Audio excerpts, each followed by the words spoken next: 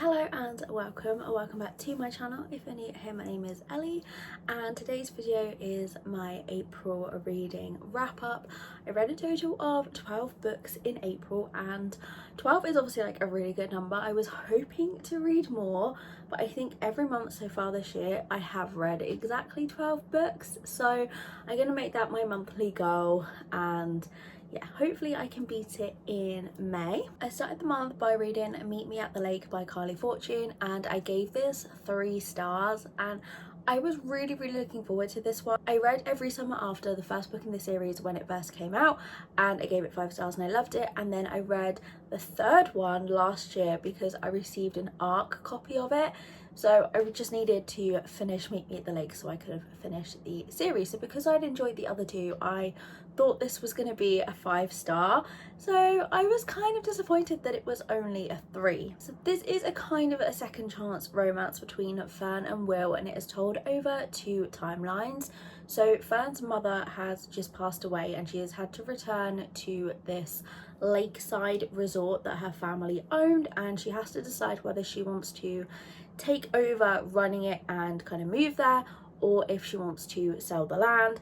And Will is brought in by her mother before she passed away to like help spruce up the resort, and they have to work together. But Will and Fern had already met, I think it was about 9 or 10 years before, and they had spent one day together. So the 2 timelines, the first one is like the current day, and then you have that one day flashbacks. I just didn't really like the character of Fern, and I don't want to say that a book was boring because I feel really bad saying that, but if I hadn't loved the other 2 books that I'd read in this series by this author, I definitely would have DNF'd this. I just kept pushing through because I thought I'm going to end up loving this, something great's going to happen, and it just didn't pick up for me. Then I read an ARC, and that was Boys with Sharp Teeth by Jenny Howe, and I had my first 5-star read of the month. The story starts with Jamie, our heroine, arriving at Huntsworth, which is like an elite boarding school, and her cousin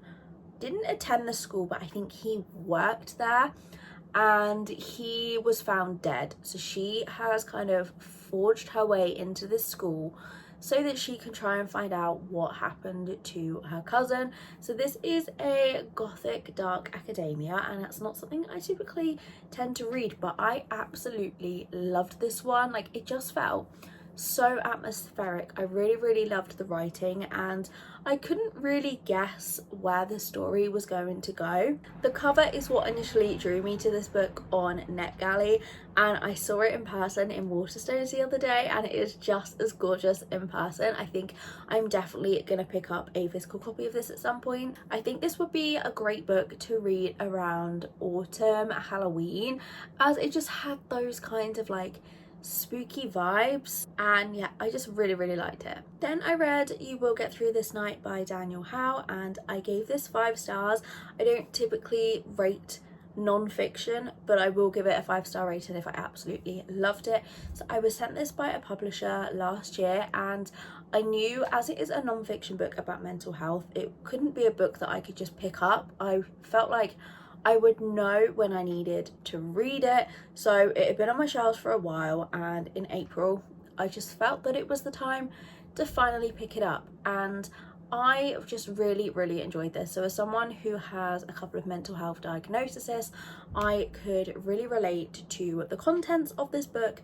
And of course, mental health is a really serious topic, but it was written with humour in a way that made it fun to read, and it just made it feel very human and very relatable. I would 100% recommend reading this if you have some type of mental health diagnosis, and also if you don't. I think it's great because it not only talks about how you as a person can deal with it, it also kind of gives you an insight. If you don't have a diagnosis but do know someone that does, it can give you kind of an insight into what it's like inside someone's mind, what they can think, what they can feel, and how you can support them in those moments. And I just think this is a book that everyone should read. Then I read Blue Bayou by Jiffy K and I gave this 4 stars. This was an insta-love romance. We have Karis, who is running a hotel in New Orleans. It was her grandparents and her mother's and it's now been left to her. And then we have the hero Maverick, who has come into town and he is basically very under his father. Like whatever he is told to do, he will do even if he doesn't agree with it. And he arrives in New Orleans for business and he decides that actually he doesn't want to stay in the regular hotel that he stays in, and he finds himself outside the Blue Bayou, which is Karis's hotel, and he checks in there and there's like an instant attraction and Karis is really struggling. There's like a lot of things going wrong and she doesn't really have the money to fix it, so Maverick kind of helps out around the hotel for free and they fall in love. It was very, very instant love, which I don't typically love, which is why I gave it 4 and not 5 stars. But I really want to visit New Orleans and I really felt like I was there in some of the descriptions of this and I just thought it was fun. Then I read my favourite book of the month and that was First Time Caller by B.K. Borison. So I have read the books in the Loverlight Farm series, well the first 3, and I didn't really like them. And I decided that B.K. Borison probably wasn't an author for me, but then I saw the edition in the works with the sprayed edge and I caved and I bought it. But I'm so glad I did because it ended up being an amazing book and I gave it 5 stars. In this one we have Lucy, who is a single mum, and one night she finds her daughter on the phone and she's like under the cover, it's late at night, she should be in bed, and she grabs the phone and realises that her daughter is talking to a man and she is shocked, she doesn't know what is going on. This man is Aiden and he is the host of a romance-based radio show, and Lucy's daughter has called in asking for advice, like dating advice for her mum, and Lucy and Aiden have this conversation on air and it goes viral, and the radio station then contacts Lucy and asks if she will be on like a new segment on there where they work to try and find her a partner. But throughout this, her and Aiden obviously have some chemistry and he doesn't want to help find her a guy because he wants her himself, and I just really, really love this. I loved all of the characters, I loved all of the family elements in it, and it just felt really wholesome. This is definitely a book that I will reread and is definitely one that I would recommend. Then I read Wolf Mated by J.J. King. This is a paranormal why choose romance set in, I can't remember if it was a academy or a university, but it is a school for wolves, and this was your very stereotypical why choose academy romance.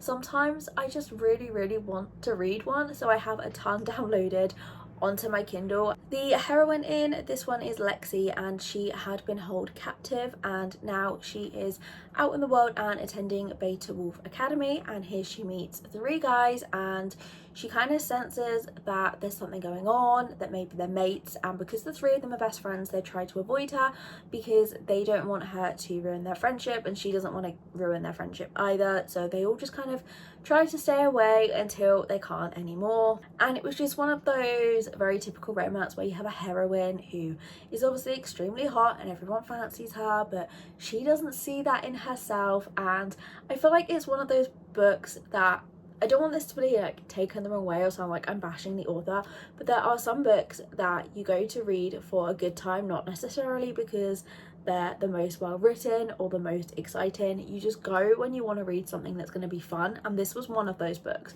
But that's not at all me saying that the writing was bad or it's a bad book. It just has that kind of vibe that if you want something quick to get you out of a slump, this is part of a series. I will probably continue it at some point, but I'm not necessarily in a rush to do so. The next book I read was Just Friends by Charity Ferrell, and this was potentially my biggest letdown of the month. I gave this 3 stars.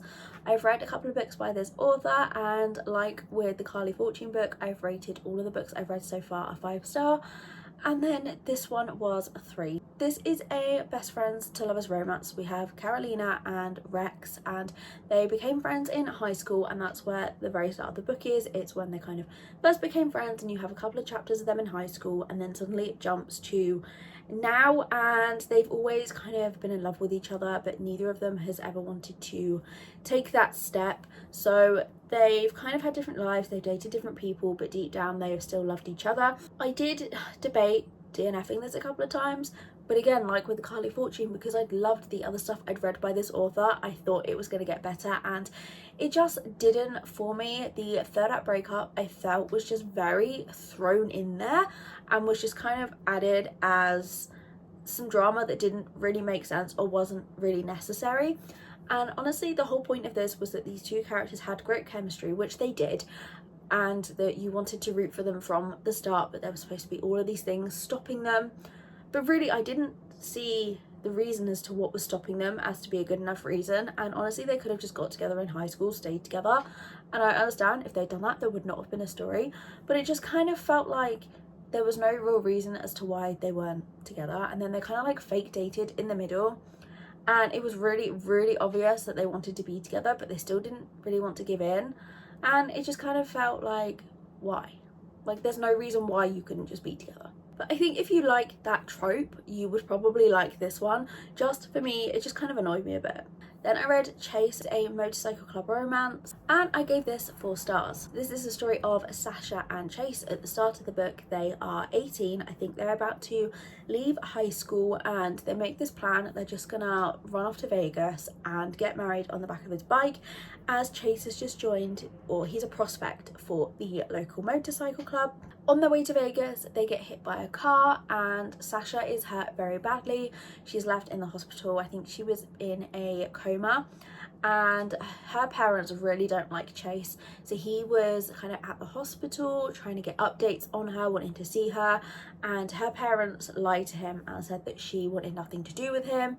So he believed that, and they went their separate ways, and they've kind of been resenting each other for years because she thinks that he just left her at the hospital because she was injured, and he thinks that she doesn't want anything to do with him. In the current day, Sasha is now a news reporter, and Chase kind of watches the news so that he can see her, and they are brought back together after something happens in this town, and he doesn't really know whether to trust her. The motorcycle club don't really trust her, but they just kind of instantly fall in love again, and it's like they never had all of these years apart. There were some very hard topics in this, so I would check the trigger warnings before going into it, but I really liked it. I think it was the first in a series, and it's one that I would definitely like to continue, and I think this was the first book I've ever read by either of these authors too, so it was really good. Then I read another book that had been sent to me by a publisher, and that was To Gaze Upon Wicked Gods by Molly X Chang, and I gave this 3 stars. So in this we have Ru Ying, and she has the power of death, and there is a brewing war between these two places, Rome and Pangu. Rome is a place of science and Pangu is a place of magic, and the two can't really coexist, and they're always at ends. Then we have Antony, who is the Prince of Rome, and Ru Ying was from Pangu, and they make a deal to try and work together. And honestly, I was just confused throughout this entire book. I didn't really understand what was going on, but I liked the characters and I liked the writing enough to keep reading it, and I did search the author out once I finished this, and they have another book coming out, so I really want to give that one a go, as I think this was their debut. So I feel like there was a lot of potential with this. It just didn't really make much sense to me, so I do really want to give this author another go. It was very interesting, and I felt that parts of it could have been a bit more expanded to make more sense. And yeah, I honestly feel like I can't really describe what happens in it because I don't really know what happened in it. Like, it was one of those where so much was going on but not a lot was going on at the same time, and I kind of got to the end and I was like, so much happened, but I feel like we didn't really get anywhere, but it was really engaging. Yeah, mixed feelings on that one. Book number 10 was The Reluctant Bride by Monica Murphy, and I gave this 5 stars. So this is the first book in a trilogy, and this one was basically just setting up the trilogy, and I thought it did that really well. So in this we have Charlotte and Perry, and Charlotte is part of the Lancaster families. If you've read the Lancaster Prep series, I don't know if you are supposed to read this series before or after, but I have read it after. so I was able to recognise some of the characters. But Charlotte and Perry are told that they are going to be having an arranged marriage, and neither of them really wants to do it, but Charlotte and her father don't get on. She doesn't have the best home life, so she kind of decides that actually this is going to be a way for her to get out the house and kind of have her own life, even if it is with an arranged marriage. So the two make a deal after kind of fighting and deciding that they're not going to do it. They then decide that actually they will get married to help each other out for their own kind of motives. So yeah, there wasn't kind of a ton of drama or anything in this. It was really just a great setup for the rest of the series. I kind of wished it was all in one book, because I'm really bad at reading series. I will not read them back to back because it will put me in a slump. So I do really want to continue this, but I don't know when I will get to book 2. But it was really good. Then I read Inkton Lies by Gianna Darling, and I gave this 4 stars. I thought it was going to be a 5, but it ended up being a 4. This is, I think, the 5th book in the Fallen Men series, which is a dark motorcycle club romance series. So this is the story of Lila and Nova. So at the start of the book, Lila is 6 and Nova is, I think he's late teens, and Lila has a very bad home life. Her father, I think he was a drug dealer, and it wasn't great. And Nova's family moves in across the street, and they are really concerned for Lila and her brother, and something happens, and basically she ends up being basically adopted, but not officially, by Nova's family. So this is where it gets kind of grey, because they grew up together as siblings, but they're not biologically related at all, and there's like a big enough age gap that I think he moved out, and Nova doesn't become attracted to her until she is like late teens. So nothing happens when she's like really young. There's nothing like that in it. But Lila herself has loved Nova since she first saw him when she was a little girl. We then skip forward to the current day. I think she's in her 20s, early 20s, and Nova kind of finally realizes that she has grown up, and things happen between the two. There is a lot going on in this one. There's a lot of kind of like underlying stories, and I haven't been reading this series in order, and it does make sense, but I do think it would be better to read them in order, because obviously other characters are mentioned that have already had their stories and you don't really know what's happened to them. My main issue with this though is I felt that it was way too long. There was kind of a lot that happened in it that I felt didn't really need to happen, especially with, there was probably double the amount of chapters from Lila's perspective than there was Nova's, and I just felt some of them weren't really needed, and if it had been shorter I might have enjoyed it more. Like obviously it's a darker romance, so a lot of questionable things happen, a lot of hard topics happen within this book, but I felt it wasn't as exciting as I thought it was going to be, and the end, it did really ramp up as things kind of came to a conclusion, but I thought more of what happened at the end would kind of be scattered throughout the book, if that makes sense. Like it just felt it was very long in the middle, and I considered DNFing because I just wasn't invested enough. But then when it got to the end, I was really invested. So yeah, I just felt it could have been shorter to have been a bit more exciting for me personally, but I liked it. Then the final book of the month was After by Anna Todd, and I gave this 4.5 stars. So I have watched the After movies first, and then in 2022 I read the Wattpad versions after all the names have been changed and everything, and I think it might have even been like 2021 I bought the After books on Vinted, and they've just been sat on my shelves, and I've been using a TBR jar for the last couple of books towards the end of the month, and I pulled out After and I was like, we're finally gonna get this off the TBR. So obviously going in I kind of knew what was going to happen, but this is one of those rare occasions, and I hate to say it, but I think the movie was better than the book. So this book is like 600 pages or something crazy, and I did binge it within 24 hours, which is insane for a 600-page book, but the pace was just so like, you could get through it so quick. The chapters, some of them were only like 2 or 3 pages, so I just found myself, I was like, oh, I'll read another chapter, and then it would be a page long, so I'd just get through it so quickly.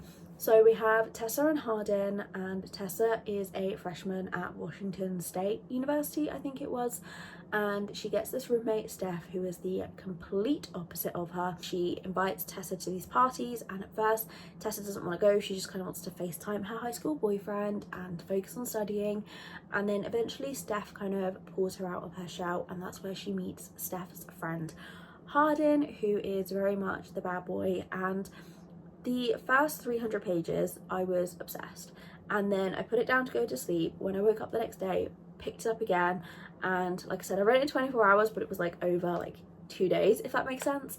And yeah, when I picked it up the second day, I just kind of lost all that motivation, and it picked up again towards the end. But I just found Tessa and Hardin's back and forth a bit annoying in the books. Like in the movie I loved it, but in the book it just felt like I wanted to scream at the characters, and I feel like this is kind of the point of the book, for you to feel like that. But after so much of it, I just kept thinking, like, why are you going back? Like, why are you putting up with this? And then he was annoying me, and they don't annoy me in the movies. Like the movies, I love it. Like, you know it's toxic, you know it's messy, and obviously you know that it's going to be like that in the books too. But there was just something about the books that, I don't know if it's because I was reading it and not watching it, that I just kind of got a bit like, are we really going back to this again? Are we really doing this again? And obviously there's a lot of back and forth in the movies, but there is a ton more of it in the book. And also, I didn't realise book 1 is basically the second half of book 1, I think, is movie 2, which I didn't know. So I want to read book 2 in May, and I'm interested to see what's actually in book 2. I'm so glad to finally have started this series. I'm going to try and read a book a month, so I will have finished it by the end of the year. And yeah, I think it was a good book to end the month on. But that is my April reading wrap up. Let me know what your favourite book of the month was, or if you have read any of these books, let me know what you thought of them. But thank you so much for watching. I hope you enjoyed, and I'll see you again next week.